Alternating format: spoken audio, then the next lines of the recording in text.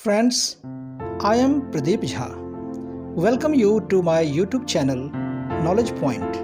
As we know, the importance of modern Indian history in different competitive exams including UPSC Civil Services exams and state PCS exams.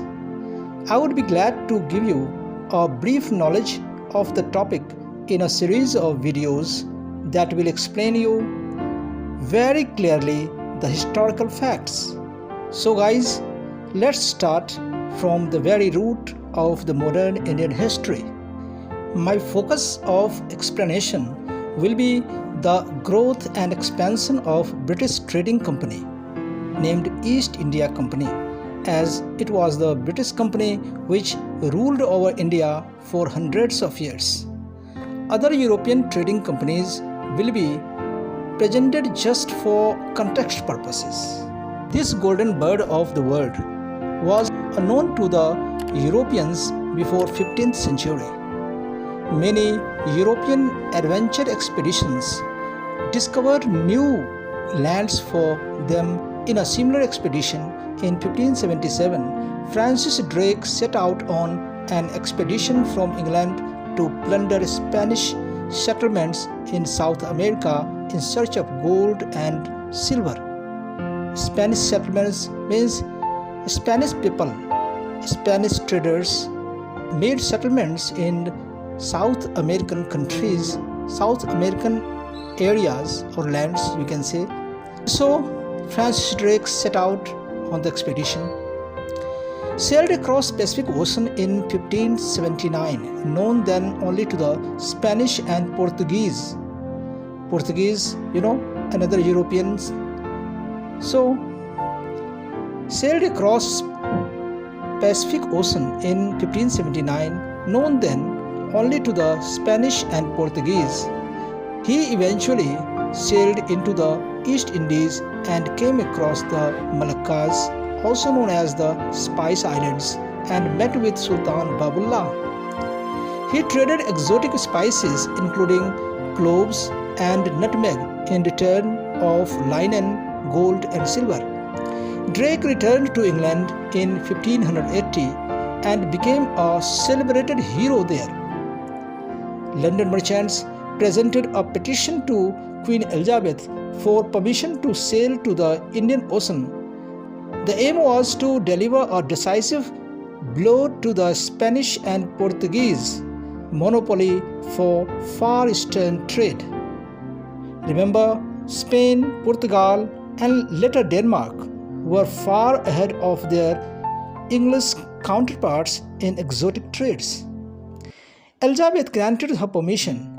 Elizabeth was the Queen of England, gave her permission on 10 April 1591. James Lancaster, in the Bonaventure with two other ships financed by the Levant Company, sailed from Torbay around the Cape of Good Hope to the Arabian Sea and became the first successful English expedition to India via the Cape. Very good question. The question can be raised from here. This point should be noted that it was James Lancaster who came to the Arabian Sea through the route of Cape of Good Hope. In 1596, 3 more English ships sailed east, but all were lost at sea. A year later, Ralph Fitch, an adventurer merchant, along with his companions, had made a remarkable 15-year overland journey to Mesopotamia, the Persian Gulf, the Indian Ocean, India, and Southeast Asia. East India Company was an English and later British joint stock company founded on 31st of December 1600 to trade in the Indian Ocean region. Now I am telling you about the joint stock company. A joint stock company is a business entity in which shares of the company's stock can be bought and sold by shareholders. Today, joint stock companies are commonly known as corporation or limited companies. It was a separate legal personality. It means it is treated as a separate artificial person which can be sued and it can sue. The share of each member can be purchased, sold and transferred without the consent of other members. At its peak, East India Company was the largest corporation in the world, competing with the Dutch East India Company, and had its own private army of around 260,000 soldiers, almost twice the size of the army of Britain. Now, I would like to give you a little detail about the formation of East India Company, establishment of East India Company. Let's see. It was founded on 31st of December 1600. The founders were the adventurers by royal charter. It was formed by a royal charter named Governor and Company of Merchants of London, trading in the East Indies. Thomas Smith was made the first governor. The headquarters of East India Company was established at East India House, London, Great Britain.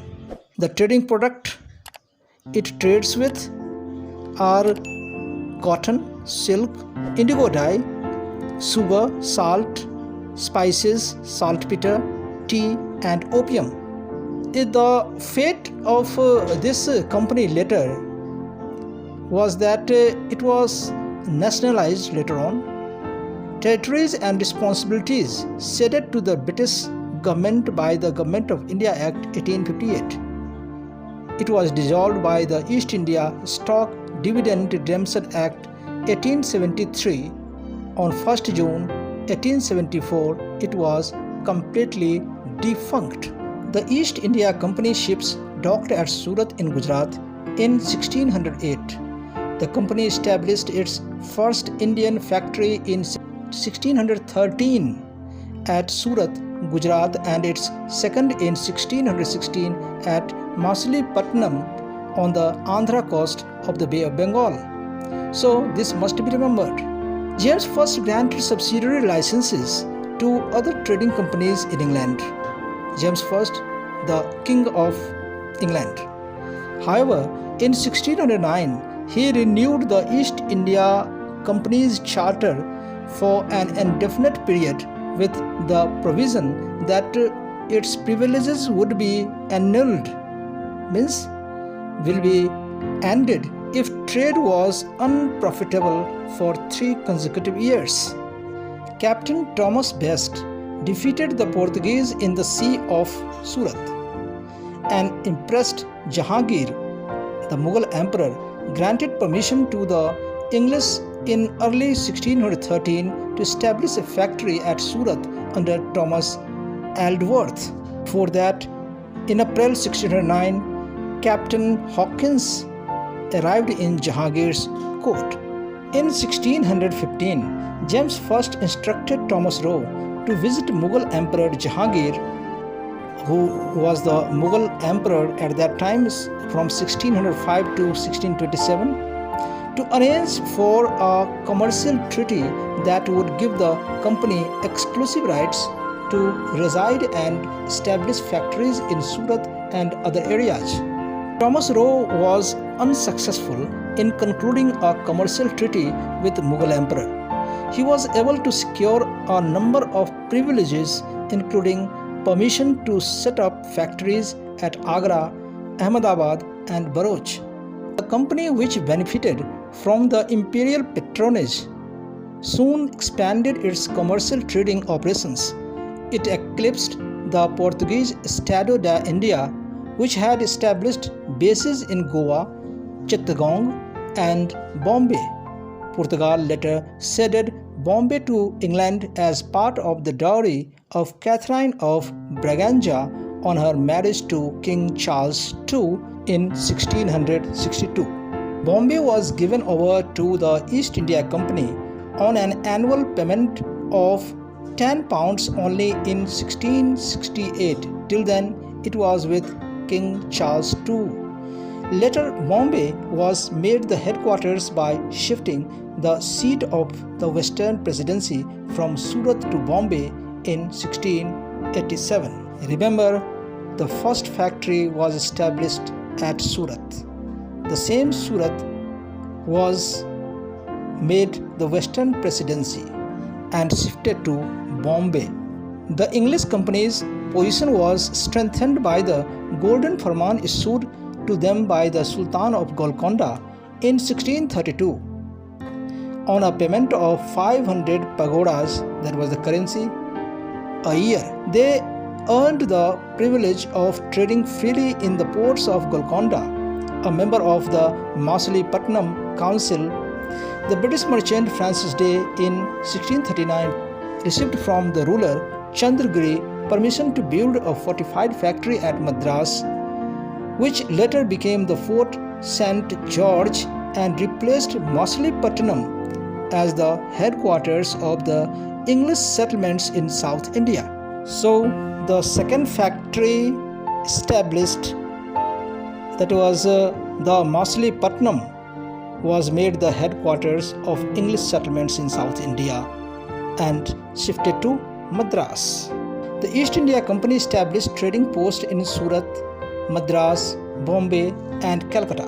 By 1647, the company had 23 factories, each under the command of a factor or master merchant and governor, and 90 employees in India. The major factories became the walled forts of Fort William in Bengal, Fort St. George in Madras and Bombay Castle. In 1634, the Mughal Emperor Shah Jahan extended his hospitality to the English traders to the region of Bengal, and in 1717, customs duties were completely waived from the English in Bengal. Within the first 2 decades of the 17th century, the Dutch East India Company VOC was the wealthiest commercial operation in the world, with 50,000 employees worldwide and a private fleet of 200 ships. The British East India Company was fiercely competitive with the Dutch and French throughout the 17th and 18th centuries. Our spices from the Spice Islands, the tension was so high between the Dutch and the British East India Company that it escalated into at least 4 Anglo-Dutch wars.